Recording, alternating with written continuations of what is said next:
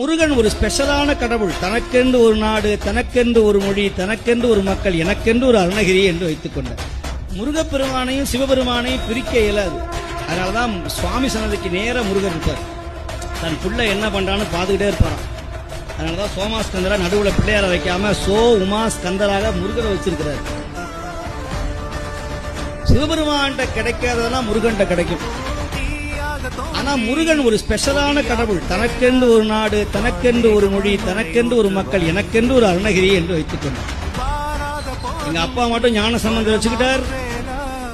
எங்க அப்பா மட்டும் நாவுக்கரசரை வைத்துக் கொண்டார். எங்க அப்பா மட்டும் சுந்தரரை வச்சுக்கிட்டாரு திட்டி பாடுறதுக்கு. மணிவாசகரை உருகி பாட வைத்துக் கொண்டார். காரைக்காலமே வச்சுக்கிட்டார். எனக்குன்னு யாருமே இல்லையே அப்படின்னு பார்த்தார். 1600 திருப்புகளை அருணகிரி சுவாமிகளுடைய நாவிலே பிரணவத்தை எழுதி தனக்காகவே வைத்துக் கொண்டான் கந்த கடவுள்.